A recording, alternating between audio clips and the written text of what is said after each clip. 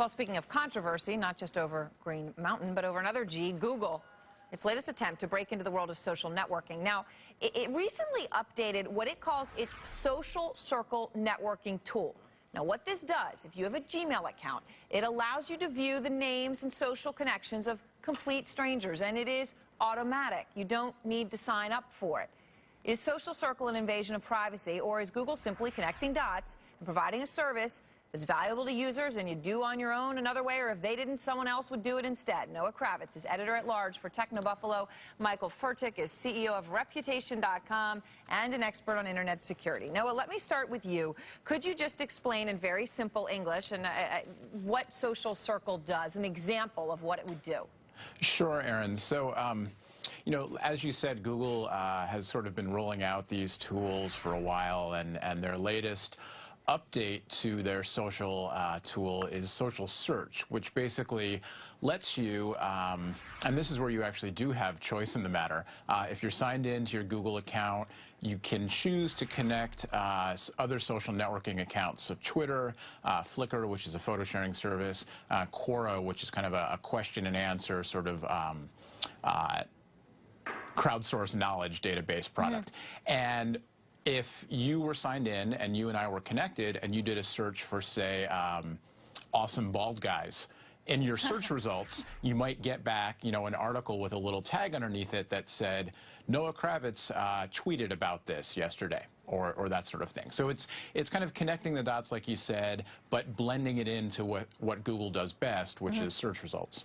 Okay, all right. So that means it's not just, in other words, your friend, but friends of friends who know your friend suddenly know what you said, and all of a sudden people can see some of the privacy concerns, I guess, Michael. I mean, but Google's point would be someone's going to connect these dots, or the individual person could find this on their own, so they're not doing anything that violates privacy. Do you buy it? Well, I'll tell you, Google has had some form of social search since 2009. They're really trying to chase Facebook's tail, and so they are still letting people opt into this searchability. So if you have a Google profile, you can link in different parts of your social profile to it. Yeah, like Noah was saying, so you do kind of choose in a sense, right? Yeah, you can choose. I think that Google's on the precipice of a big risk, however. So Google, the evil stepchild version of this story would be if Google actually opted everybody in to the machine by doing a broad search of the web, using their massive index to connect the dots so that, you know, the people at work now know that you're a big Trekkie, or people at work now know that you're into some kind of extracurricular activity you don't want them to know about. Yeah, but that has not happened yet, and so they got a big knockdown from the FTC over the Google Buzz a few months ago, and they seem to have stepped back from that precipice to be a little bit more careful right now. Now, we reached out to the FTC, which did obviously come after them on Google Buzz. FTC did not give us a response. Google did, which we'll put up on the screen. But Noah, is this really different than Google Buzz, which the FTC had a problem with, or are we now looking at this latest functionality being something that the FTC will also put the clamps on? Well, you know, FTC aside, Google Buzz was a massive fail in the public, so, you know, it doesn't really matter. But no, I mean, I think what you said was a big if, and the key here is there's responsibility on the user's end as well.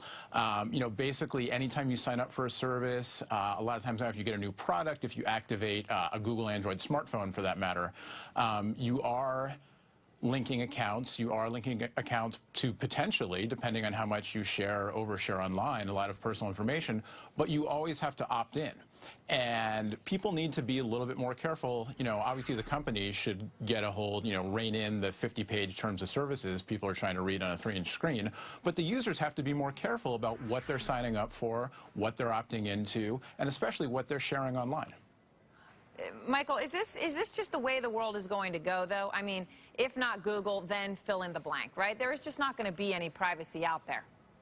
So this is what worries me. You're exactly right. What worries me is that we are sacrificing our privacy. I think that this is a moment to actually recognize that Google has done something that could threaten our privacy, but actually has given us the option to opt in. They have not opted us in by default. A lot of the social networking sites, including the most famous ones, have been opting us in by default, or kind of sort of tricking us into opting in. And Google is actually giving us an option here. I want everyone to understand, though, that if you do opt into this, different parts of your life that you had no idea were going to be connected will now be connected for anyone to see.